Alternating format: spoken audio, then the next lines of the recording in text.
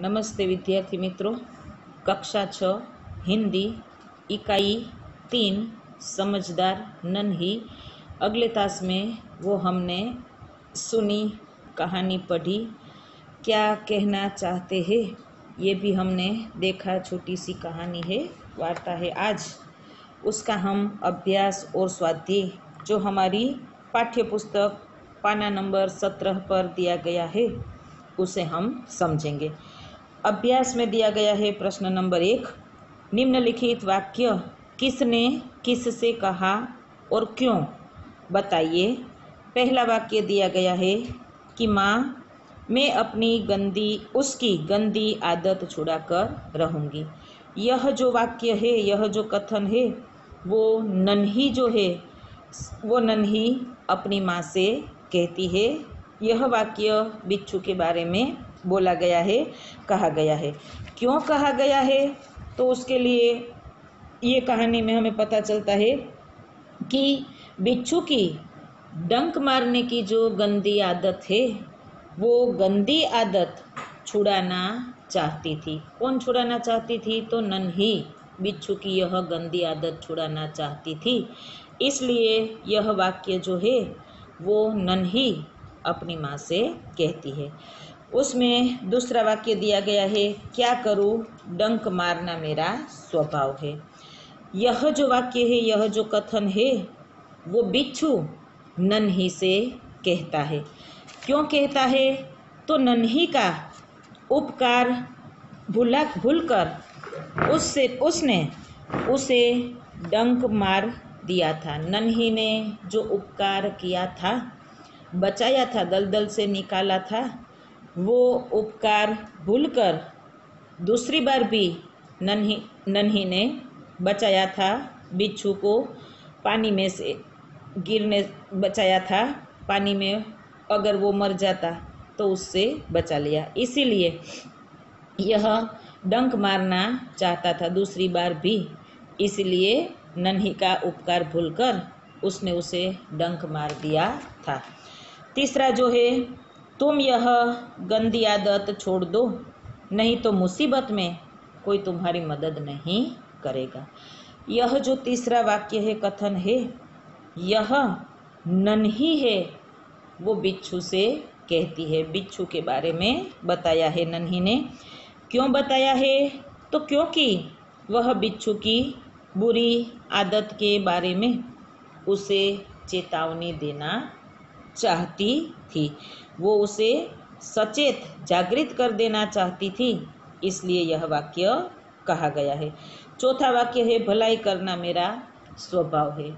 यह जो वाक्य है, यह जो कथन है, वो समझदार नन्ही जो है वो बिच्छू को बताती है, बिच्छू से कहती है। क्यों ऐसा कहती है? तो क्योंकि बिच्छू के विश्वासघात को भूलकर उसने उसकी मदद की थी। बिच्छू ने तो उनके साथ विश्वासघात किया था, फिर भी नन्ही अपने स्वभाव, अपनी प्रकृति के मुताबिक भूल गई थी और भूलकर उसने उसकी मदद की थी। फिर भी अपने स्वभाव से वश होकर उसने बिच्छू की मदद की थी।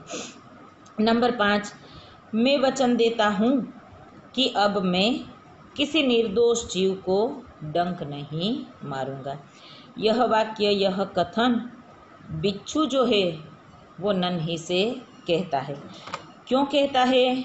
तो क्योंकि नन्ही से विश्वासघात करने पर उसे बहुत पछतावा हुआ था। क्योंकि दूसरी बार भी जब नन्ही ने बिच्छू को बचाया, फिर भी बिच्छू नन्ही को काटने के लिए, डंक मारने के लिए आगे बढ़ा था। तब तुरंत समझदार नन्ही ने उसे टोका था कि क्यों रुक गए बिच्छू भाई, मारो मुझे डंक। तब यह सुनकर विश्वासघात करने पर उसे बहुत पछतावा हो रहा था, उसे दुख हो रहा था। इसलिए यह कथन बिच्छू जो है वो समझदार नन्ही बिच्छू से कहती है। प्रश्न नंबर 2, यदि तुम नन्ही की जगह होते तो बिच्छू के साथ कैसा बर्ताव करते? सोचकर कहिए। जैसे हमारे हाथों की 5 उंगलियां बराबर नहीं होती, ठीक उसी तरह हर एक का स्वभाव भी ठीक होता नहीं है, बराबर होता नहीं है। तो यहाँ पर अपने अपने स्वभाव के मुताबिक अपने आप को नन्ही की जगह समझकर हम बिच्छू के साथ कैसा व्यवहार करते, इनके बारे में हमें कुछ सोचना है और लिखना है। 4-5 वाक्य जो कुछ भी हमें आता हो वो हमें लिखना है। यदि हमारा स्वभाव किसी की मदद करना है, परोपकार करना है, तो हम भी नन्ही की तरह क्या करेंगे, तो बार बार किसी का डंक मारने का या तो किसी का अगर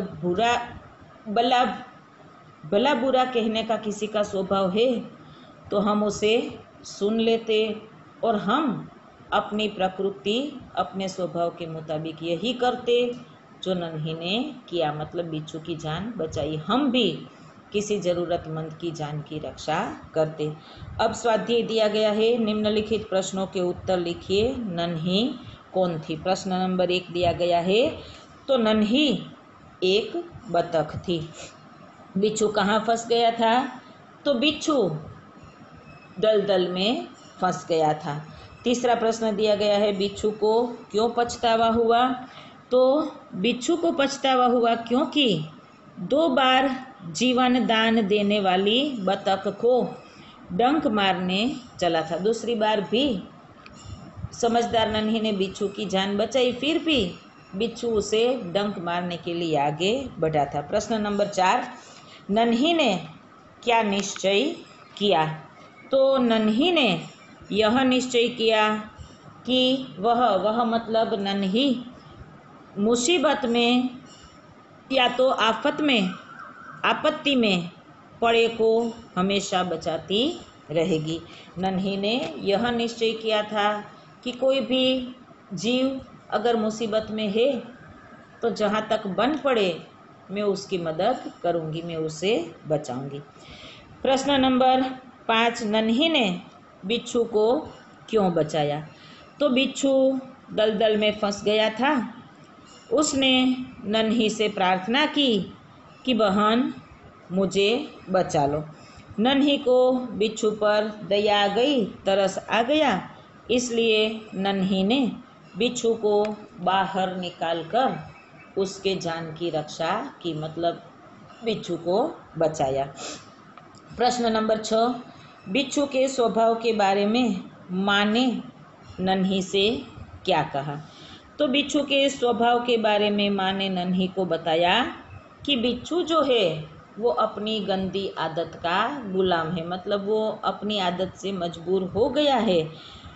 मेरा काम आगे बताते हैं, माँ कहती है कि उससे चाहे कितनी भी बार तुम बचाओगी, उनके जान की, उनके जीव की रक्षा करोगी, वह बार बार डंक मारता रहेगा।